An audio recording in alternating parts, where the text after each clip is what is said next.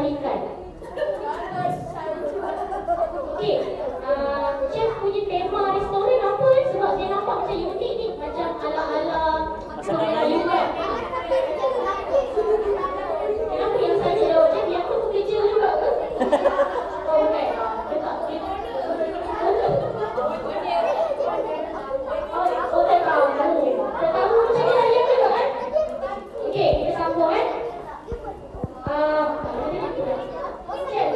Restoran tu tema apa? Makanan dia, makanan apa? Makanan barat ke, hotdog ke, spaghetti ke, macam-macam. Aku risau macam-macam, tak sempat je juga. Okey. Buffet ke?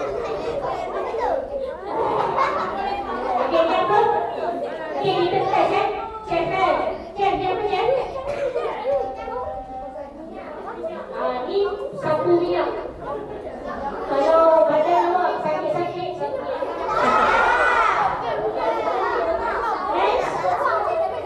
Ni chef? Kalau tangan ni kau apa? Okay, ni nak lindung daripada panas. Nampak panas? Betul. Okay, lindung daripada panas. Kita belajar alat dia tau.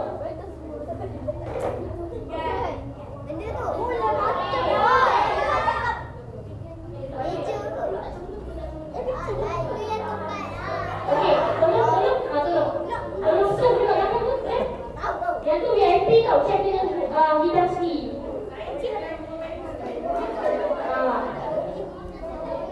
Sini lah tadi. Tolong pegang dulu je, takut tumpah cik tahu power. Kat mana awak nak bagi? Silakan kepada tetamu VIP. Awak tengok lah, bila chef jalan laju je. Kalau waiter jalan jatuh tu.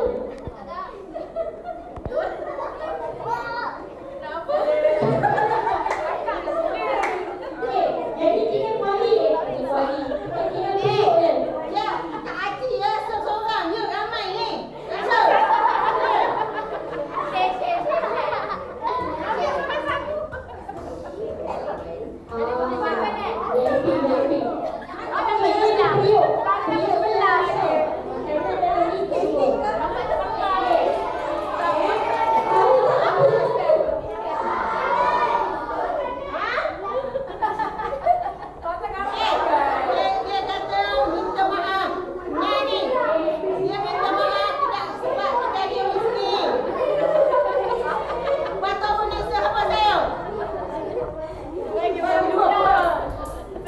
Cerewet customer.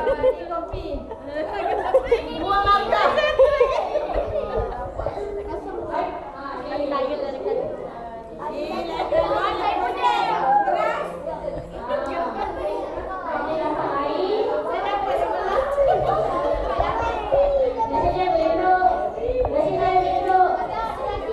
Okey, yang tetamu VIP, terima kasih dapat hadiah tu.